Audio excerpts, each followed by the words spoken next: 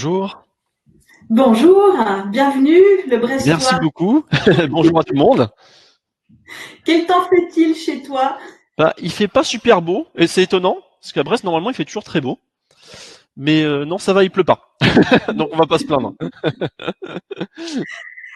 Eh bien, donc, je te laisse te présenter. Merci de ton intervention aujourd'hui et du Avec partage. plaisir, avec plaisir.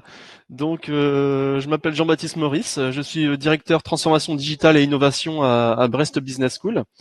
Je vais vous présenter en quelques minutes l'école sous forme d'un PowerPoint. Et puis après, je vous ferai une petite démo de la plateforme. Et puis, comme vous venez de le faire, hein, à tout moment, si vous avez des questions sur le chat, vous n'hésitez pas. Je vous laisse me les poser. Donc, pour l'information, moi, je suis arrivé à Brest Business School il y a un an et demi. Et je m'occupe de toute la transformation digitale, c'est-à-dire la mise en place des cours e-learning, la création des cours e-learning, la formation des enseignants aux outils numériques depuis un an.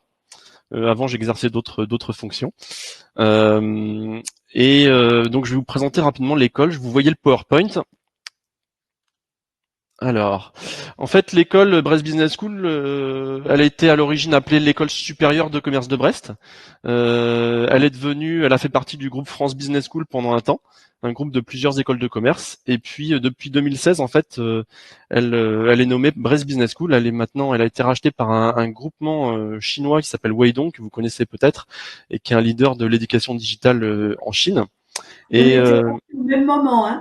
comment On a fait partie du même groupe de Voilà, rachat. donc je me suis dit, je vais pas répéter tout sur Weidong parce que vous connaissez peut-être Oh déjà, non, vous je en avez parlé connais avant. ce langue un petit peu. Voilà, on Enfin, fait partie du plaisante. même groupe. Et moi, pour info, j'avais passé les 6 dernières années en Irlande, donc j'étais aussi dans le domaine de l'éducation. Et ce qui m'avait attiré en revenant en France, justement, c'était cette école parce que il y avait une vision de la rendre plus internationale et plus digitale. Et notamment, on a un partenariat avec l'UNESCO. Donc ça m'a beaucoup touché parce que pouvoir donner accès à des cours en ligne à tout un tas de pays dans le monde, en Afrique notamment, et leur donner des cours de qualité, ça me plaisait énormément. Donc voilà, c'est vrai que la vision de l'école, c'est de devenir un leader au niveau numérique, international et au niveau de l'apprentissage, ce qu'ils font déjà depuis 1996. On a beaucoup d'étudiants en alternance. Et donc on fait partie de la conférence des grandes écoles, c'est-à-dire qu'il y a 400 écoles de management en France, et on fait partie des 40 qui sont retenues dans les grandes écoles, donc qui ont des critères assez drastiques pour euh, la, la qualité des programmes en fait. Et donc on se positionne vraiment sur le numérique par rapport aux autres. Ce qui a du sens parce que on est basé à Brest, on est vraiment à la pointe finistérienne, on a un public qui est relativement local et grâce au numérique aujourd'hui justement et grâce à la plateforme de MOS, on peut diffuser nos cours à tout le monde. Donc dans toute la France, à l'étranger, on a des élèves au Maroc, en Afrique et c'est fantastique. Donc on a lancé nos cours pour la première fois en digital début 2020, au mois de janvier, avec nos 3 masters spécialisés. Alors je vous présente rapidement les programmes. En fait, en tant qu'école, on a différents types de programmes. Donc on a de la formation intra-entreprise, sur mesure, c'est des programmes courts. Comme vous le savez, il y a beaucoup d'entreprises qui sont là aujourd'hui. Mais on a également les formations diplômantes, donc des formations qui vont de 1 à 2 ans. Et c'est ces formations-là qu'on a lancées en digital. Donc cette année, on a lancé 3 masters spécialisés qui durent 18 mois. On va lancer prochainement un bachelor également. On sera les tout premiers à lancer un bachelor en 3 ans. Et puis à venir l'année prochaine, eh bien, on aura un executive bachelor. C'est un programme en un an pour des professionnels et un executive master en management qui a été renommé récemment d'ailleurs EMBA. Voilà, donc pas mal de programmes à venir. En fait, on digitalise toute notre offre. Et ça c'est pratique parce que ça nous permet d'être plus ouverts comme je le disais, mais aussi là on était déjà prêt au moment de la période Covid à distribuer tous nos cours à distance. Et donc on a des cours en présentiel, on a des cours en distanciel. Ces cours en distanciel on les fait en blended learning, c'est-à-dire que sur la totalité d'un programme de 18 mois, on a 3 semaines en présentiel aujourd'hui. Et pour info, ces programmes sont coupés en blocs de compétences. Alors, avant, on avait des étudiants qui s'inscrivaient sur un programme en entier quand ils étaient en présentiel. Maintenant, à distance, ils s'inscrivent beaucoup plus facilement sur un bloc. Donc, ils choisissent quelques modules qui sont certifiants, ou même sur un seul module. Grâce à leur compte CPF, ils peuvent financer un module. Donc ça s'est vraiment développé avec le digital. et on n'aurait pas pu le faire sans ces cours sur la plateforme Moz. Voilà. Euh, c'est évident, j'en ai parlé tout à l'heure, on avait besoin de développer notre offre plus largement que la côte bretonne. Donc, on avait besoin de faire du e-learning pour supprimer toutes les barrières géographiques, mais aussi c'était parce qu'on avait en formation continue un public de salariés et beaucoup ne pouvaient pas forcément se rendre sur place à l'école pendant certaines durées, pendant certaines semaines. Donc le blended learning nous a permis justement même d'avoir des participants qui sont locaux, qui sont sur Brest ou à proximité, mais qui font leurs cours à distance parce qu'ils n'ont pas la possibilité de venir à l'école à cause du travail ou à cause de leur vie de famille. Et puis bien sûr, il y a une tendance aujourd'hui, c'est la formation tout au long de la vie. Hein. Maintenant, on sort plus des bancs de l'école pour rester 40 ans à faire la même carrière. On se forme, on se reforme régulièrement. Donc, c'est beaucoup plus simple à faire quand on est en digital. La tendance, c'est que les grandes entreprises souvent préfèrent que justement les employés puissent avoir la flexibilité d'étudier le soir, le week-end et conserver leur travail à plein temps tel qu'il est. Maintenant, des petites structures, peut-être pas des startups, mais des petites PME, souvent apprécient le fait que les étudiants, les participants puissent faire les cours dans la journée, parce qu'eux, ils passent beaucoup de temps au travail, mais ils peuvent à un moment ou à un autre pendant la journée faire leurs cours. Et donc, on a toujours cette optique pas seulement de l'alternance, mais de l'insertion professionnelle. Donc, faire les cours à distance permet justement de travailler en même temps, de faciliter la vie des personnes qui choisissent de faire ces cours à distance. Donc, on a beaucoup plus de souplesse pour l'étudiant et pour l'entreprise à la fois. Je vous ai parlé du blended. Donc aujourd'hui, les regroupements, ils se font justement à Paris, chez notre partenaire à la Défense, à Demos. Demain, on aura des regroupements probablement également à Brest, mais ailleurs dans le monde, en Afrique notamment, grâce à nos partenariats là-bas. En gros, le déroulé du cours, donc je vous disais, pour l'instant, c'est des cours de 18 mois. Les apprenants suivent donc la formation, les modules un par un à leur rythme, mais c'est quand même structuré puisqu'il y a des classes virtuelles 1 à 2 fois par semaine. Ça leur permet justement de préparer en fait leurs classes virtuelles, parce que les classes virtuelles sont faites sous forme de cas pratiques. Donc ils étudient, ils visionnent des vidéos, etc. en amont pour préparer la classe. Ça leur permet de leur donner un certain rythme. On calcule que grosso modo, ça va varier beaucoup d'un étudiant à l'autre, hein, mais ils travaillent entre 5 et 10 heures par semaine. Il y a des étudiants qui connaissent déjà certains sujets en finance par exemple, en contrôle de gestion ou en logistique. Donc ils vont rapidement passer à travers le cours et simplement visionner les parties du cours qu'ils ne connaissent pas, et d'autres qui vont le faire beaucoup plus en détail ou qui vont revisionner les vidéos par exemple. Donc ça va varier un petit peu. Voilà. Alors maintenant, on va vous parler plus du LMS. Hein. Quand j'ai commencé, en fait, on était sur un autre LMS dont je citerai pas le nom aujourd'hui, qui me déplaisait fortement parce que il avait certaines fonctionnalités. Tout à l'heure, on demandait, j'ai vu dans les questions, si il y avait de l'intelligence artificielle, en gros, pour prévenir automatiquement lorsqu'un étudiant suivait plus le cours, s'il était assidu ou pas. Effectivement, il y avait ce type de fonctionnalité avancée. Mais pour moi, il manquait l'essentiel, c'est-à-dire les fonctionnalités de base. Il fallait que la plateforme soit simple d'utilisation, que ce soit du côté administrateur ou du côté étudiant, apprenant. Il fallait qu'on puisse la personnaliser à notre goût. Il fallait qu'on puisse vraiment maîtriser tous les outils facilement, qu'on puisse intégrer tout un tas d'outils numériques qu'on utilisait déjà à l'école. Et puis il fallait un support, parce que faut pas se le cacher, même si on fait partie d'une équipe digitale, on utilise différents outils, on les utilise pas forcément aussi bien que les spécialistes qui l'ont développé. Et c'est vrai que du côté de Moz, on a eu un support fantastique par téléphone, par mail à tout moment quand on avait besoin, pour pouvoir utiliser la plateforme. Donc ça répondait beaucoup plus à nos attentes que la précédente plateforme. Et aujourd'hui, on en est très satisfait. Et on a déjà les retours des étudiants. En fait, on fait des points réguliers avec eux parce que le but ultime, c'est que les étudiants soient satisfaits de la plateforme. Alors, nos étudiants sont en formation continue. On a un public qui est plutôt aux alentours de la quarantaine, on va dire, un peu comme de mon âge, hein, entre 30 et quelques années jusqu'à plus de 50 ans. Mais globalement, on a eu que des commentaires positifs sur la plateforme. Des fois, des avis beaucoup plus partagés sur les logiciels, par exemple comme la classe virtuelle. Donc là, on va peut-être changer de logiciel. Mais justement, c'est possible avec Moscorus. C'est facile d'intégrer de nouveaux outils, de la personnaliser. C'est ça qui est intéressant. Et puis les étudiants apprécient aussi la facilité de suivre en fait leurs statistiques, de voir ce qu'ils ont fait, ce qu'ils ont visité comme cours, de retrouver où ils en sont, de voir ce qu'ils ont à compléter encore pour arriver au bout d'un module ou un cursus comme on l'appelle dans le langage de Moscorus.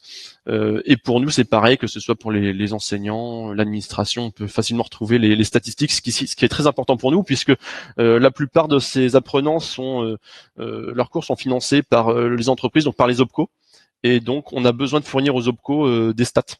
Donc voilà, c'est un élément très important. Alors, fini de parler de la plateforme, je vais simplement vous faire une petite démonstration, et puis vous n'hésitez pas surtout à poser des questions au fur et à mesure sur le chat, si vous en avez. Donc là, vous voyez, attendez, je partage peut-être que le PowerPoint pour l'instant. Il faut que je partage. Voilà, partage d'écran. Il y avait Rolly qui demandait Calliope. Tu es soumis à Calliope? Non.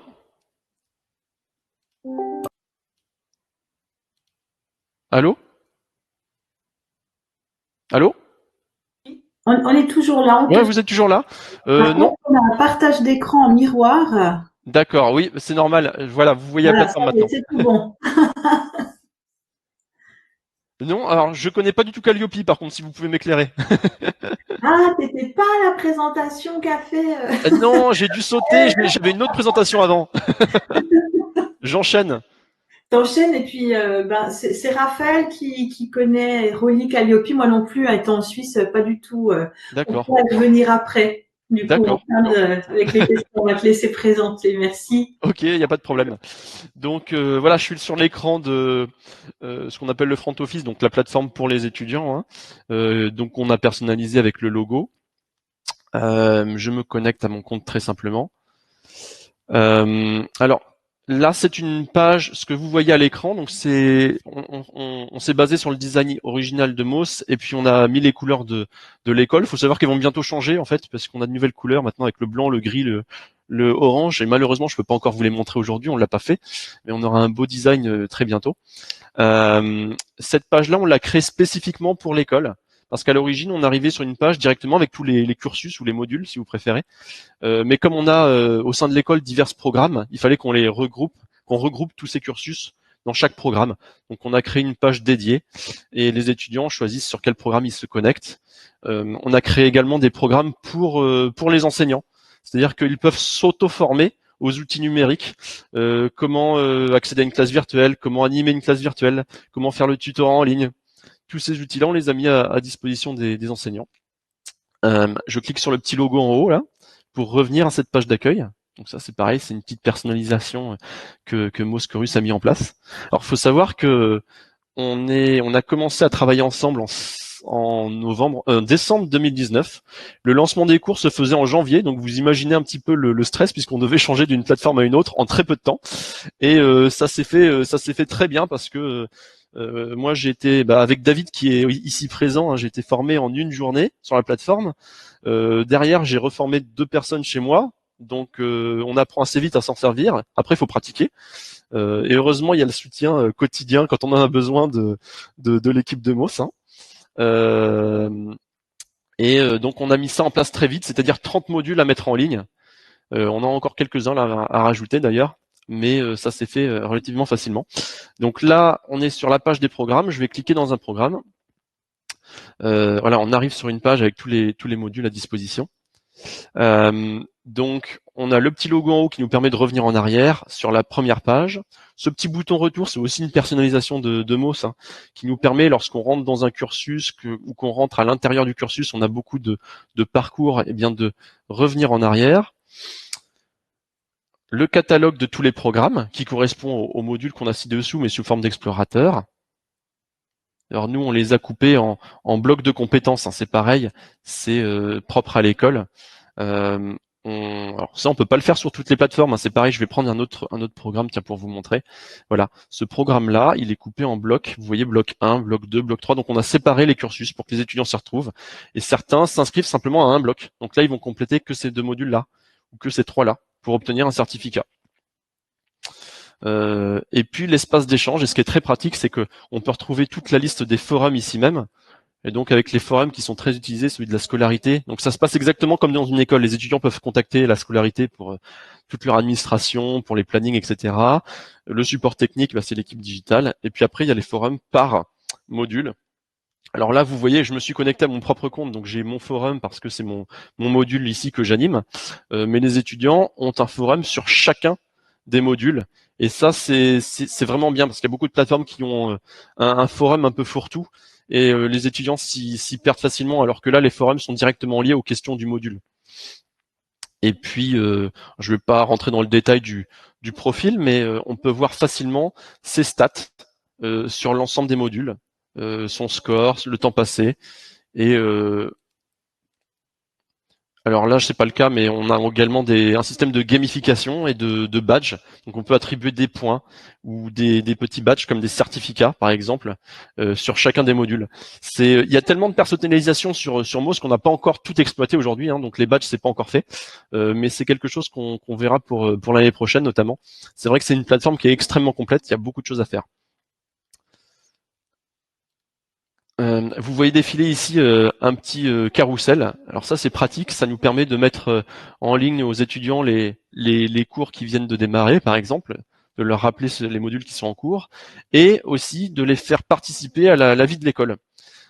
Ici on a une conférence sur la transition écologique qui a été filmée à l'école dans l'amphi et donc des étudiants qui sont à distance pour leur faire vivre la même expérience, on leur met à disposition. La chaîne est simplement, là c'est retransmis sur YouTube.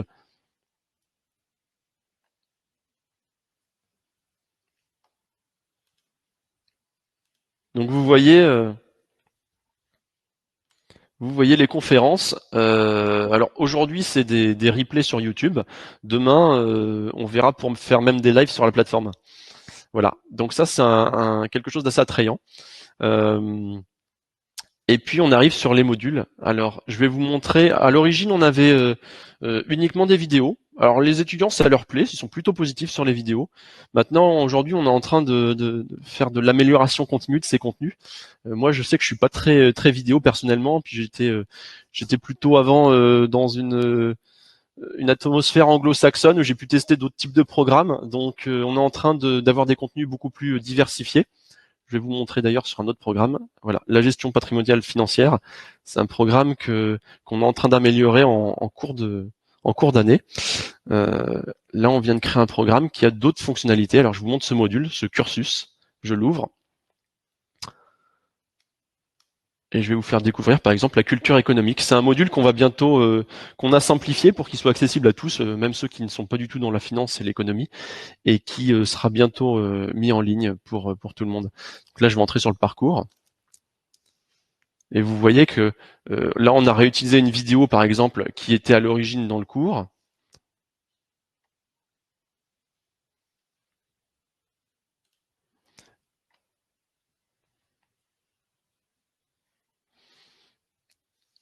Alors, il y a pour ainsi dire aucun temps de chargement, parce que les vidéos, on les a hébergées sur Vimeo, ça fonctionne très très bien. C'est des vidéos qu'on a fait avec des acteurs et avec des PowerPoint en fond. Et à l'origine, on n'avait que ça dans le cours. Ce qui me manquait, c'était justement de pouvoir mettre d'autres types de contenus.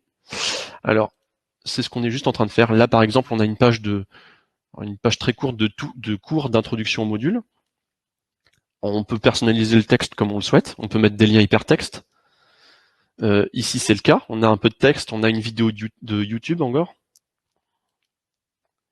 On peut intégrer très bien des PDF. Par exemple, les enseignants mettent des études de cas à lire. Ça fonctionne très très bien.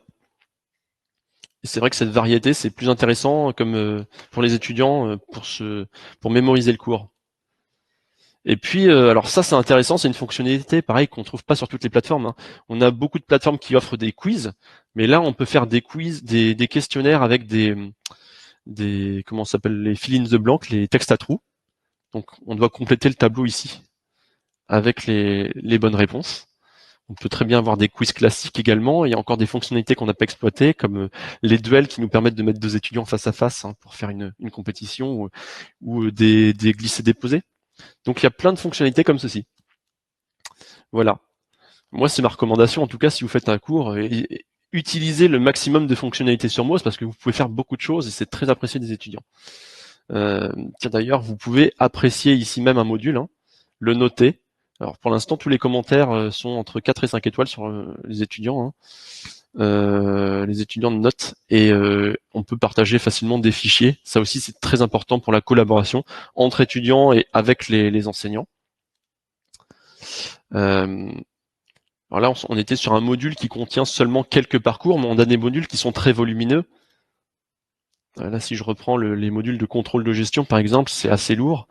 Si j'entre dans un parcours, eh bien, on les a classés en chapitres. Là, vous voyez le chapitre 1, donc, avec pas mal de parcours, et on les regroupe sous forme de chapitres. Donc c'est pareil, c'est une façon pour les étudiants de facilement s'y retrouver. C'est très bien classé. On voit tout de suite ce qu'on a parcouru. Là, j'ai fait que deux parcours dans le chapitre 1, par exemple. J'étudie pas beaucoup, moi, mais c'est facile de les retrouver.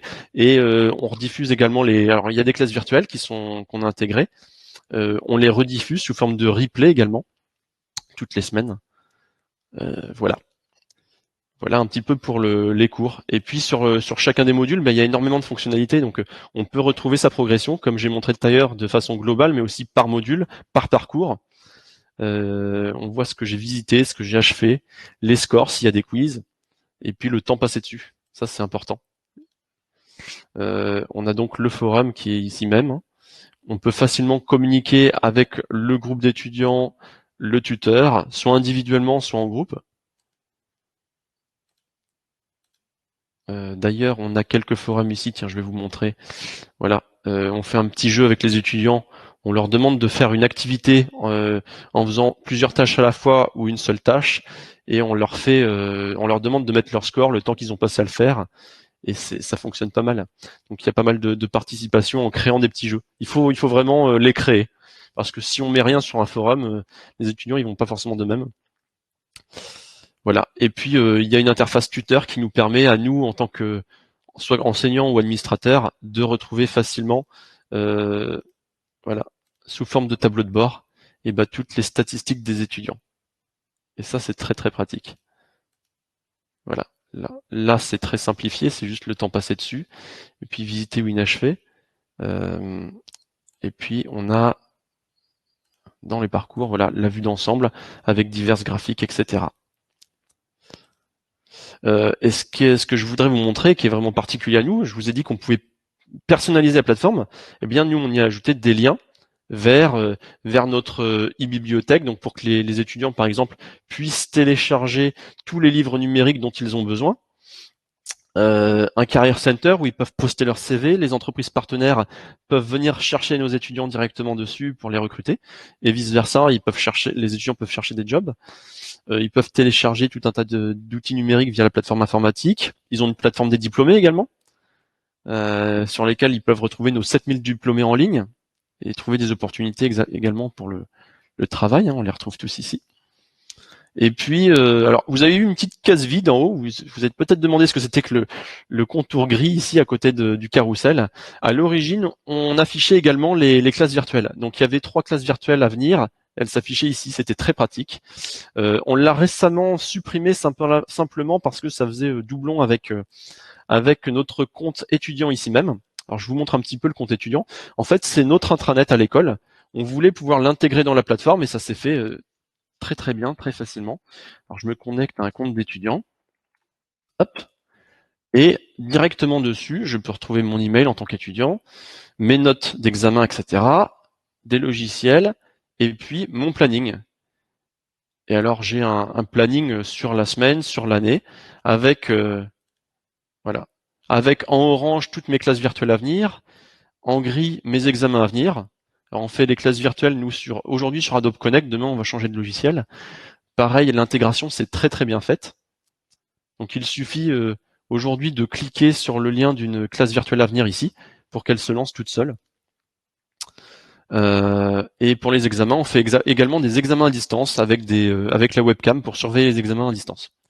Donc on a des outils performants qui sont très bien intégrés avec MOOC. Donc voilà, on a choisi d'utiliser ce calendrier maintenant. Les étudiants reçoivent un mail avec la classe virtuelle qui arrive dans 1 heure, plus le lien via le calendrier.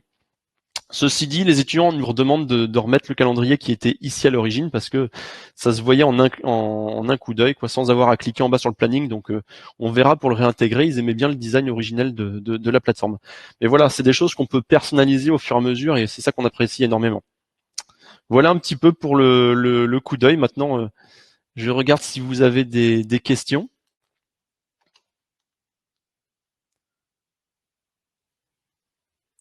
Alors, merci beaucoup. J'avais juste mis mini stats à la place, hein, c'est un petit Oui. espace, vu qu'ils ont accès aux stats détaillés, mais d'avoir aussi le petit radar qui montre la progression, ça te, voilà, si tu dois remplir une case Ouais. pour faire joli, ça peut être bien aussi. Il y avait ça à quoi je pensais. Ouais. Et puis j'avais une question par rapport, tu parlais tout à l'heure de la Chine. Ouais. Est-ce qu'il y a des gens qui se connectent de Chine ou vous avez fait autre chose en Chine? Non, pas encore. Aujourd'hui, c'est uniquement un public français, marocain, et puis il y a quelques pays d'Afrique. Je crois qu'il y a Côte d'Ivoire, mais pour l'instant, pas de Chine. D'accord. Donc elle reste en français uniquement la plateforme pour Pour l'instant. l'instant, oui. Pour l'instant, oui. Ouais. Mhm. Parce que tous nos cours qu'on a digitalisés sont des cours en français. Maintenant, il faut savoir que toutes les vidéos qu'on a là, hein, elles sont en train d'être sous-titrées. Donc Mhm. sous-titrées, là, on vient de les sous-titrer toutes automatiquement en français via Microsoft Teams, et puis on va les faire prochainement en anglais également. Et sur Ah, le prochain c'est ça. parcours, qui sera le bachelor, on aura effectivement un public à la fois africain et chinois. Donc on est en train de faire toute l'ingénierie du parcours. Alors du coup, Virginie, je peux parler un peu pour toi.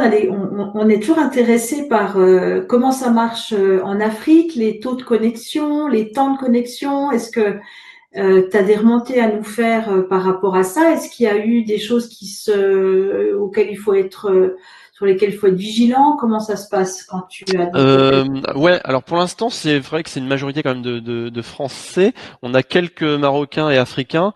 Sur le Maroc, c'est vrai qu'il y en a certains qui ont des difficultés de connexion, mais c'est pas la plateforme, hein, c'est aux classes virtuelles. Où là, Ok. ça prend beaucoup de bandes passantes. On a eu beaucoup de soucis en utilisant Adobe Connect, pas seulement en Afrique d'ailleurs, hein, même en France. Mais avec le LMS, pas du tout. Et justement, toutes les vidéos qu'on mettait en ligne, nous, notre appréhension, c'est que ça puisse mettre beaucoup de temps à charger. Et voilà, on a suivi la recommandation de Moz qui était d'utiliser, de mettre en ligne nos vidéos sur Vimeo et de les intégrer dedans. Et ça fonctionne très très bien, il n'y a pas de souci avec ça. Voilà. Donc les seuls soucis vraiment, c'est sur des classes virtuelles, donc c'est indépendant de Moz. Mhm. Les examens à distance, pareil, on a pris un logiciel qui est très très peu gourmand, hein, sur la bande passante, mais il peut y avoir quelques soucis. Donc normalement, il faut 2 minutes pour se connecter à l'examen. Ça peut prendre des fois une demi-heure pour un étudiant, mais on n'a pas eu le souci sur le LMS du tout. Quand tu dis un logiciel pour se connecter aux examens, c'est des examens qui se font en synchrone. C'est du proctoring, ouais, du Ouais, proctoring. Ouais. mhm. Donc en fait, l'examen est fait avec le logiciel ProctorTrack, qui est vraiment bien. C'est le meilleur que j'ai pu trouver. C'est un logiciel américain parce qu'il n'y a pas tellement d'outils sur le marché en France, même en Europe. Et donc on utilise la webcam pour filmer l'étudiant pendant toute la durée de l'examen. Mhm. Le son de l'ordinateur est également enregistré, donc on sait s'il est en train de parler avec quelqu'un ou pas. Et l'image sur l'écran est enregistrée aussi, donc on voit s'il est en train de tricher, s'il est sur Google, etc. On n'a pas besoin de le surveiller, puisque c'est l'intelligence artificielle qui fait tout. Donc derrière, on a un rapport d'examen qui nous dit attention, à 20 minutes là, il est sorti du champ de l'écran, il a peut-être triché. À 35 minutes, il était en train de parler. Alors on vérifie juste s'il parlait tout seul ou s'il parlait avec quelqu'un, ça arrive. Oui, il y en a beaucoup qui parlent tout seuls pendant leurs examens parce qu'ils sont très très stressés. Ils Et puis s'envolent. et puis certains qui sortent du champ de l'écran, mais pas forcément pour tricher, mais voilà, tout est contrôlé. Même le smartphone est contrôlé, c'est-à-dire qu'on peut bloquer le smartphone via une application. Donc vraiment, on Et utilise des outils performants. ouais, super. Et puis en termes d'intégration, là, il y avait une question de Vincent qui disait pas de SSO entre la plateforme et l'espace étudiant, l'intranet. Non, pas encore. On l'a pas Encore. fait. On pourrait, hein, mais on l'a pas encore fait, c'est vrai. Et puis le proctoring, pas de lien non plus. Ils démarrent pas depuis la plateforme non plus. Ils sont. Non, alors faut savoir que ça s'est fait un peu dans l'urgence, hein, puisqu'on a lancé les cours en janvier. On n'avait pas encore d'outils pour le proctoring à ce moment-là. on s'était penché sur des outils de proctoring éventuellement pour un des masters, un seul. Et avec la période Covid qui est arrivée, là, on s'est dit, il faut vraiment qu'on lance un outil de ce type. On sera les seuls à l'avoir. On aurait même pu faire tous les examens qui normalement devaient avoir lieu en présentiel pour les étudiants sur place à distance. Malheureusement, la réglementation, la loi de Macron disait qu'on ne pouvait plus faire les examens à distance, donc on l'a pas fait pour tout le monde, mais on l'a fait uniquement pour le blended learning. Hein. Mais ça s'est bien passé. On l'a fait un peu donc à l'arrache, c'est-à-dire qu'on a mis 15 jours avant les examens ces logiciels en place. On a dû tout tester et on s'est dit c'est peut-être pas la peine de l'intégrer tout de suite parce c'est pas très loin à intégrer, hein, mais justement on avait un outil qui était pratique dans lequel on pouvait faire simplement filmer l'écran et les examens en fait on leur retransmet les contenus par email et ils renvoient un email derrière avec leur réponse. Donc mais on pourrait très bien là demain dire bah vous tapez votre examen avec l'éditeur de texte dans Moz et vous le faites dans Moz. C'est possible aussi. Excellent. Voilà, j'ai découvert des choses grâce à toi. Merci beaucoup. Qu'est-ce qu'on a eu au niveau de Charles, au niveau RGPD concernant le proctoring? Est-ce qu'il y a eu des blocages concernant les enregistrements? C'est une bonne question. Non, pas pour le proctoring. Pas pour le proctoring parce que ces logiciels, en fait, justement, ils tiennent compte de la RGPD, même si c'est des logiciels américains, ils en tiennent plus compte, donc il n'y a pas de souci avec ça.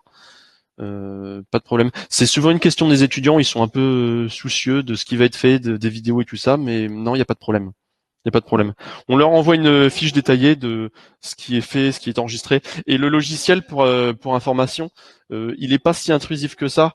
Il filme uniquement l'écran, donc il ne voit pas ce qu'il y a derrière, nos fichiers, etc. Il va pas chercher ça.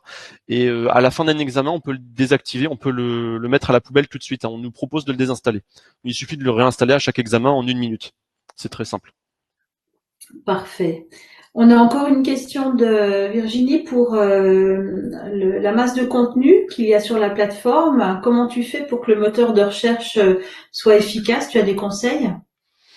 Bah écoutez, nous, enfin on a des élèves qui utilisent tous les moteurs qui sont sur Google, alors moi j'utilise Safari à la maison, alors moi je déconseille toujours Internet Explorer, mais ça fonctionne bien.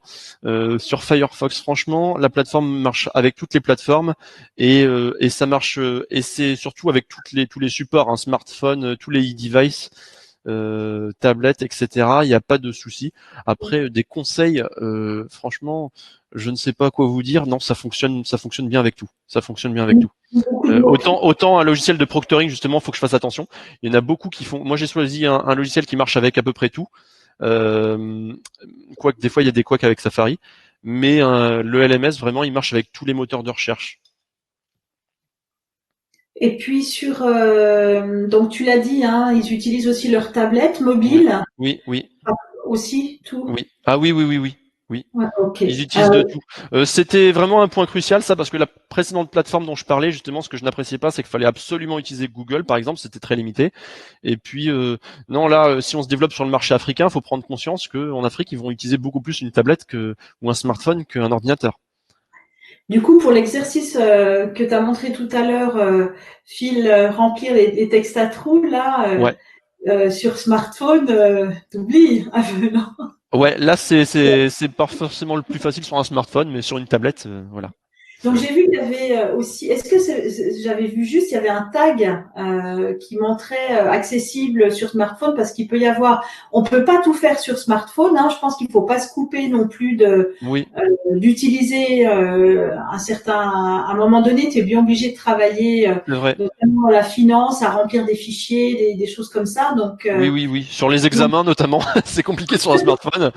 Et puis non, sur une classe virtuelle par exemple. Alors Adobe a plein de fonctionnalités intéressantes, mais tout ne fonctionne pas sur smartphone. Par exemple, on peut pas dessiner sur un tableau blanc avec un smartphone. Ça Voilà. fait un gros trait. Ouais, voilà. Donc c'est plus temporaire, mais on veut donner quand même de la flexibilité aux étudiants. Donc quand il y en a un qui prend le train, qui est en voyage d'affaires, il peut pas non plus faire son cours dans des conditions normales toujours. Et c'est vrai que c'est pratique de pouvoir utiliser une tablette par exemple. Super. Tac. Donc voilà, pas un seul retour négatif sur la plateforme de la part des étudiants, donc c'est très bien. Impeccable. Il y a Philippe qui complète l'info pour Virginie que les contenus d'Homos peuvent également être indexés avec des métadonnées très complètes. Donc ça aide aussi quand on fait la recherche. Et puis il y a Rolly qui dit que les glisser-déposer, c'est aussi difficile sur le Ah smartphone. ouais. Il y a quand même quelques limitations Ouais. mobiles de ce côté-là. On pourra creuser avec vous la question. Je pense qu'il y a des infos aussi sur le Moz Center pour poursuivre sur ces sujets. En tout cas, je te remercie. C'était vraiment une belle présentation. C'est moi Et qui vous remercie, c'était avec grand plaisir parce qu'on a plaisir à utiliser la plateforme. Et puis j'aimerais super. bien rester avec vous pour les présentations de suite, mais j'en ai d'autres à faire, donc je vais devoir vous quitter. On va se retrouver demain. On va se retrouver demain pour la présentation avec justement sur les classes virtuelles, si ça t'intéresse. On aura Xavier et Global qui est notre hôte qui va nous présenter aussi des bonnes pratiques liées à la classe virtuelle. Et comme tu disais tout à l'heure, chaque outil a ses côtés positifs, des aspects qui peuvent être moins intéressants. Et finalement, les clients, c'est un choix en fonction de leurs critères, de leurs besoins. Aussi, Et oui. voilà, une classe virtuelle ne convient pas forcément à tout le monde, Oui. ni dans une entreprise à toutes les entités. C'est pour ça qu'on avait fait le choix de pas développer. Déjà, c'est compliqué, c'est beaucoup de maintenance. Enfin, il y a plein de choses. Les classes virtuelles, c'est pas simple non Je suis plus. d'accord, ouais. Et c'est ça que j'apprécie, c'est pour ça que je parlais de personnalisation, hein. C'est parce que la plateforme d'avant nous imposait aussi un logiciel de classe virtuelle qui ne me plaisait pas du tout. Et là, aujourd'hui, on a le choix de mettre ce qu'on veut, c'est fantastique. Voilà. Il faut pouvoir tester, avoir des retours. Et puis si on demande le retour de chacun, on a des avis différents. On pourrait mettre 10 logiciels de classe virtuelle différents, tout le monde a des avis partagés. Donc il faut pouvoir tester. Et, voilà, aujourd'hui, on sait dans quelle direction on veut aller après avoir testé certains outils. Donc c'est bien de pouvoir avoir le choix. Eh bien, merci. Merci. Bonne journée à tous. Bonne Euh, journée. À très voilà. bientôt. À demain. Bon après-midi. Merci.